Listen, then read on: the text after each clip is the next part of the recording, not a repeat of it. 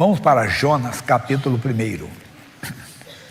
No culto anterior, eu estou falando de milagres do Antigo Testamento, mas o milagre do amor. E eu falei de uma moça, no culto anterior, que simplesmente ela conseguiu pregar ou falar do amor de Deus para o homem que era o seu, vamos dizer assim, opressor. Era o general Naamã. E ela estava na casa dele como uma escrava, a serviço da mulher de Naamã. Mas ela mostrou um amor muito grande. Disse: se o meu Senhor estivesse diante do profeta que está em Samaria, eu restauraria da sua lepra. Como é que pode fazer isso? Só uma pessoa que conhece o amor de Deus. E aqui o Jonas lutou contra o amor de Deus. Às vezes nós lutamos também. E veio a palavra do Senhor a Jonas, filho de Amitai, dizendo: levanta-te e vai à grande cidade de Nínive e clama contra ela, porque a sua malícia subiu até mim. E Jonas se levantou para fugir de diante da face do Senhor, para Tarsis. E descendo a Jope, achou um navio que ia para Tarsis. Pagou, pois, a sua passagem e desceu para dentro dele, para ir com eles para Tarsis, de diante da face do Senhor.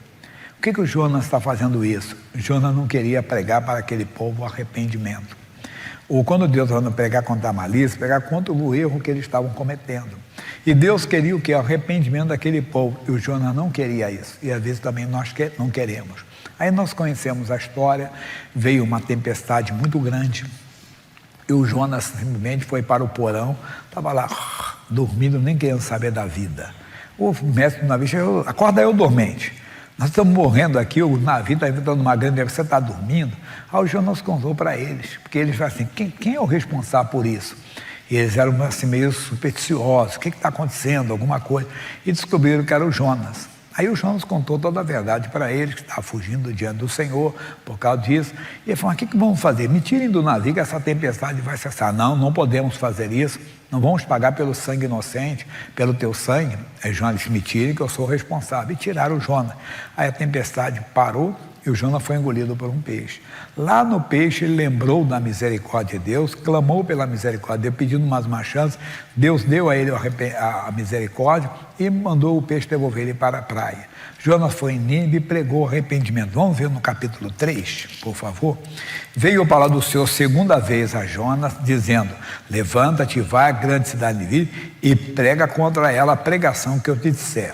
Levantou-se Jonas e foi a Nínive. Segundo a palavra do Senhor, era, pois, Nínive uma grande cidade, 3 dias de caminho. Então longe, hein? Você vê que você pode passar o centro de São Paulo aqui todinho, um dia só você passa tudo, né? Toda era 3 dias, a cidade era grande. E começou Jonas a entrar pela cidade, caminho de um dia, e pregava e dizia: ainda 40 dias e Nínive será subvertida. E os homens de Nínive creram em Deus e proclamaram um jejum e vestiram de pano de saco, desde o maior até ao menor. Porque essa palavra chegou ao rei de Nínive. E levantou-se do seu trono, e tirou de si as suas vestes, e cobriu-se de pano de saco, e assentou-se sobre a cinza. E fez uma proclamação, que se divulgou em Nínive, por mandato do rei e dos seus grandes, dizendo: nem homens, nem animais, nem bois, nem ovelhas provem alguma coisa, nem se lhe dê pasto, nem bebam água. Imagina, o cachorro latia lá e disse: não tem. O boi berrava, não adiantava, não tinha para ninguém, era jejum completo. Mas os homens e os animais se cobriram, cobertos de pano de saco, e clamaram fortemente a Deus, e se converterão, a cada um dos seus maus caminhos, da violência que é nas suas mãos. Quem sabe se Deus voltará, quem sabe se voltará a Deus, e se arrependerá, e se apartará do furor da sua ira, de sorte que não pereçamos. E Deus viu as obras deles, como se converteram do seu mau caminho, e Deus se arrependeu do mal que tinha dito lhe faria, e não o fez. O Jonas, quando veio, diz assim: puxa, missão cumprida. Não. Olha o que diz: mas desgostou-se Jonas extremamente disso e ficou todo ressentido. E olha o que ele orou, hein? A sinceridade dele. Orou ao Senhor e disse: Senhor, não foi por isso que eu disse, estando eu ainda na minha terra?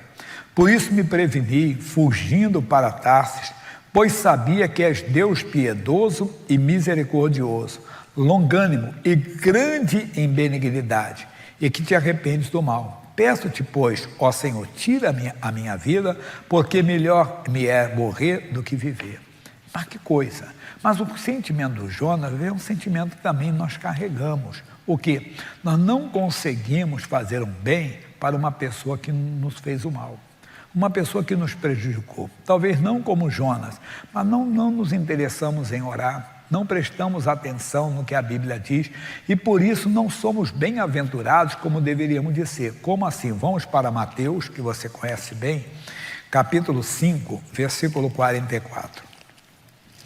Mateus 5, 44. Você conhece. E ele diz: eu, porém, vos digo, amai os vossos inimigos. Amar é querer bem. Então isso.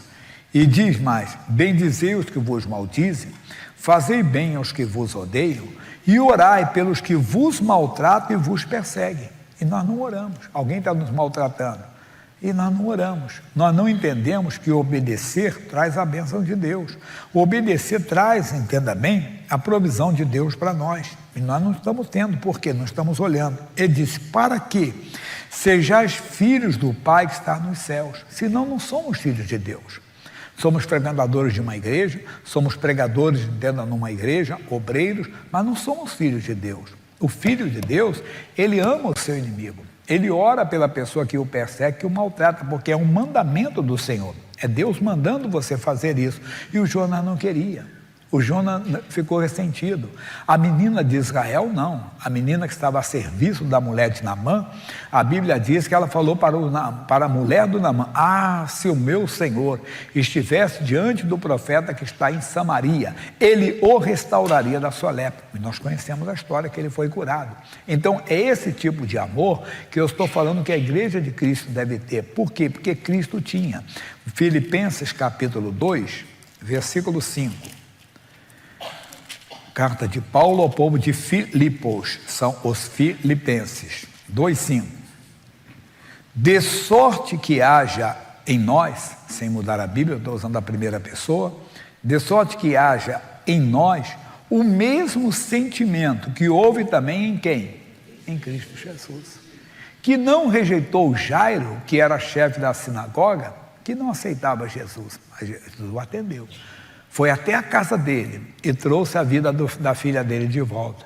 Não renunciou, não rejeitou o capitão romano, que foi buscado pelo seu empregado, pelo seu criado. Mandou a bênção para ele.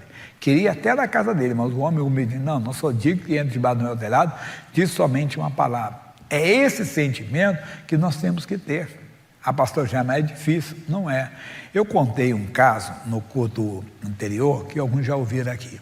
Eu li esse testemunho de um homem. Ele era garoto ainda, rapazinho, quando o pai dele saiu de casa para morar com outra mulher.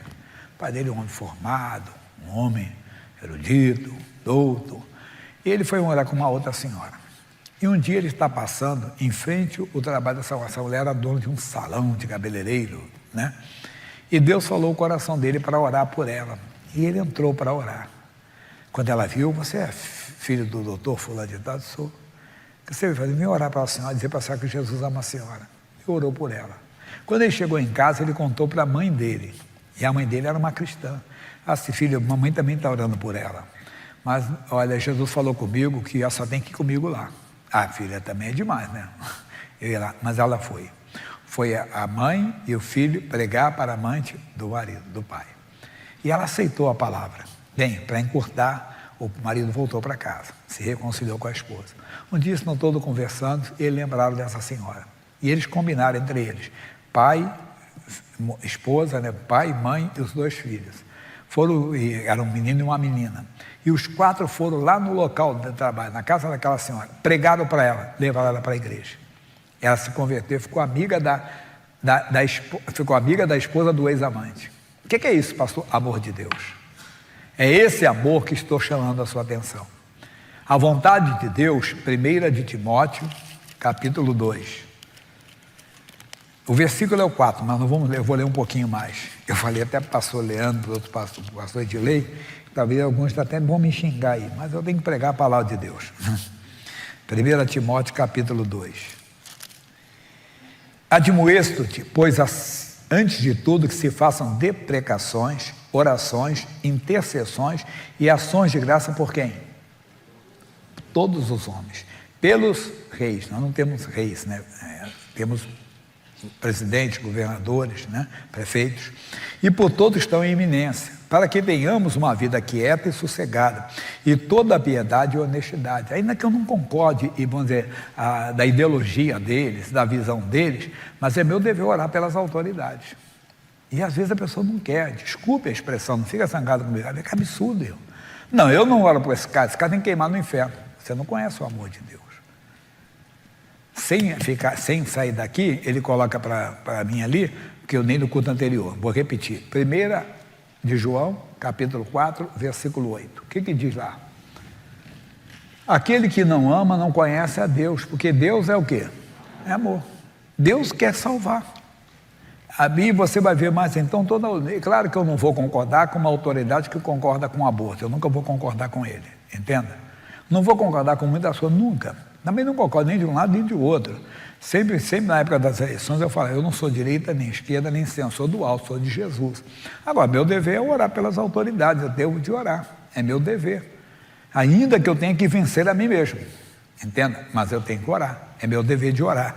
Mas é o 4 que eu quero falar. Primeiro 3, porque isso é bom e agradável diante de Deus. Isso é bom diante de Deus, que quer que todos os homens se salvem. Deus queria, entenda bem, que todas aquelas pessoas de Nínive se convertessem, se fossem salvos. Jonas queria? Não. Jonas queria que todos eles fossem destruídos. Por quê? Eles eram adversários de Israel, mas Deus não queria a destruição deles. Amigo, você vai talvez se escandalizar comigo e vai até me xingar alguém. Deus quer que todo homem seja salvo, até o homem bomba. O que é isso, pastor? Não é todo homem? Ele está excluído? Deus quer que ele seja salvo. Mas vamos deixar a vida dos outros, que é uma coisa talvez distante de nós, mas é a realidade de muitos, do ser humano. Deus quer que a amante do marido seja salva, que nem foi o caso dessa senhora. Deus quer que aquela pessoa que fez uma maldade muito grande, que às vezes não dá nem para descrever, mas Deus quer que ela seja salva. E nem sempre nós conseguimos, entenda, nos encaixar no amor de Deus. Mas nós não entendemos porque não somos bem-aventurados, como deveríamos de ser, porque não somos misericordiosos, como Ele mandou ser. Mateus, capítulo 5, versículo 7. O que ele disse lá? Ele disse, bem-aventurados. Quer dizer, misericordioso não é para quem merece, né? É misericórdia, entende? E diz assim, porque eles alcançarão misericórdia. E às vezes a pessoa não quer fazer isso, aí você não entende, porque você não consegue, porque a misericórdia não está sobre você, nós alcançamos pela graça, pela misericórdia. Então a igreja de Cristo tem que deixar de lado qualquer outra coisa e olhar, focar nas escrituras, que o mundo está esperando a nossa manifestação. Esse eu cito bastante aqui, né? Romanos 8,19, sou repetitivo em dizer, porque a ardente expectação da criatura espera a manifestação dos filhos de Deus.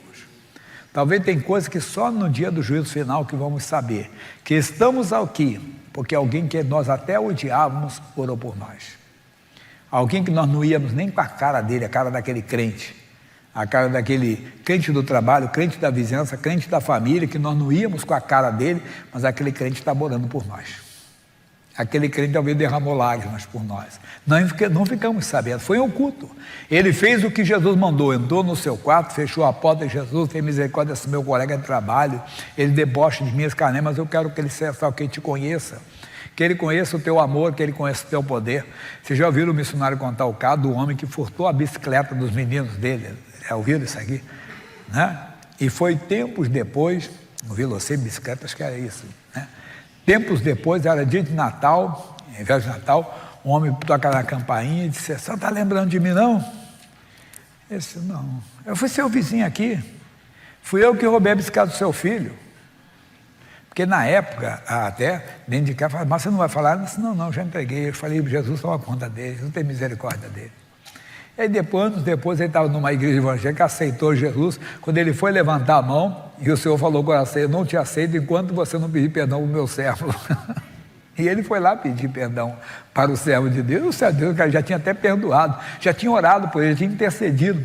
E esse caso ele ficou sabendo. Mas tem coisa que a gente não vai saber. É só no dia do juízo que alguém vai saber que está no céu, porque nós oramos por ele.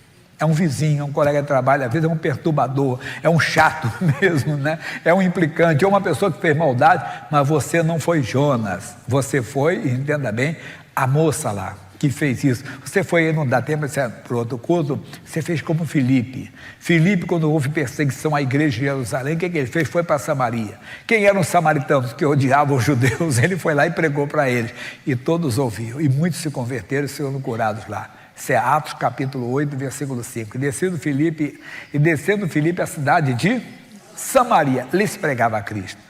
Então vamos ficar por aqui, que já ficou ok. Na segunda parte vai esquentar esse caso do amor, que tem palavra forte para você aqui, ó. Tem muita coisa aqui que Deus nos deu, tá bom?